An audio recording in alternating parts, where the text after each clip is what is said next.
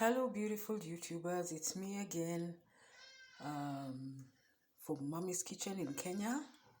It's Sophia, and today I want to make pancakes. And this is the flour that I use. This is our self-raising flour. I don't know what flour you have in your place, but we use X self-raising flour, which is good for pancakes. And then we have cane sugar, a little bit of salt, that is the cane sugar there, that is the milk, and these are eggs. I told you I use organic. We have eggs, organic eggs, and organic butter, and we're going to be using a pan. We call it a karai. It's just a flat pan. It has to be heavy bottomed, and then you need to have a plate there, and we're going to have a slotted spoon, a flat one.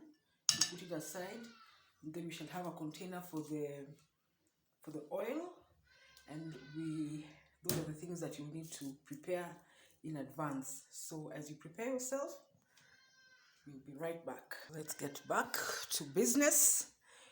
While I was giving you time to get your things together, I broke my eggs, and this is the salt that I'm just going to mix together with the sugar. And I have 3 pods of cardamom. This is a mortar and pestle, so I had already done that. You just need to break it up a little bit, and then you shall have the seeds and the pods. You remove that, and then you pound it a little bit more to save you all the noise. I'll be right back after I pound the cardamom. I have pounded the cardamom. We just need to shake that up a little bit and pour it into the milk. You can see that is the ground cardamom, not too finely done. It's going to give a beautiful aroma. And then I'm going to pour in the sugar, and that was 3 teaspoons of sugar and a little bit of a pinch of salt. And finally pour in the eggs whole, just like that. It's a very simple and forgiving recipe. You don't need too much talent to do that. And then we're going to put some like a splash of vanilla essence. If you have the real vanilla, the better, but just a splash will do, according to your taste. Some people like very light vanilla, some people like it a little bit stronger, so according to your taste. Then I have this measuring spoon, which is probably maybe 100 grams of flour. I'm going to put 4, and then directly there put 4 first. It's a very forgiving recipe, not really about exactness. It's about the consistency of the batter.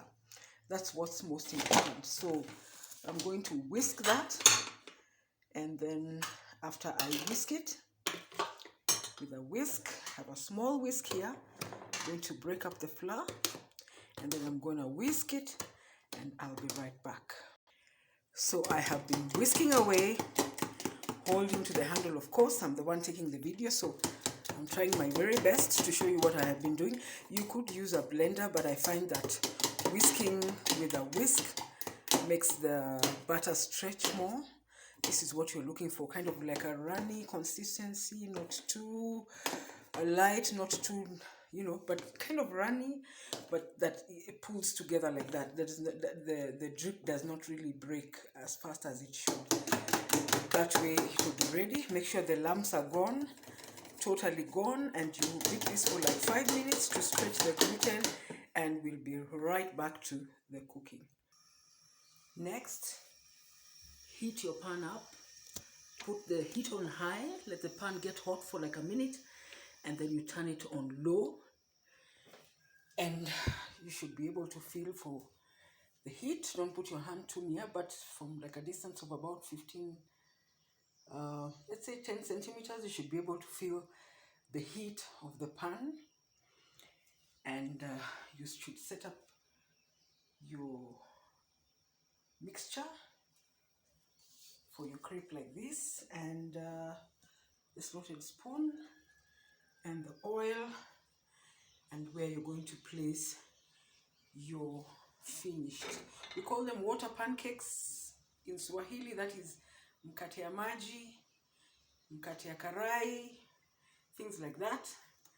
I don't know what names you use. Maybe you should comment in the comment section and tell me what you call them. But these are like pancakes, more watery, and I don't know what you call them in your language, but here we go. That's low, very low flame. There'll be times in the cooking process where almost hot enough. I can feel the warmth, but it's not yet like hot. Maybe just put the heat up a little bit more. All right, I think it's almost done.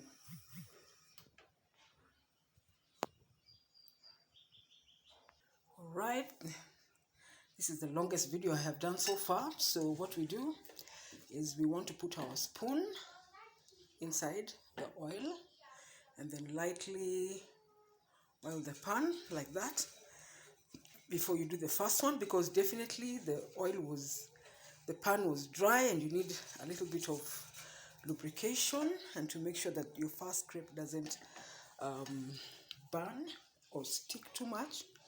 And then you just put the heat up for like 30 seconds. Make sure you can still feel and then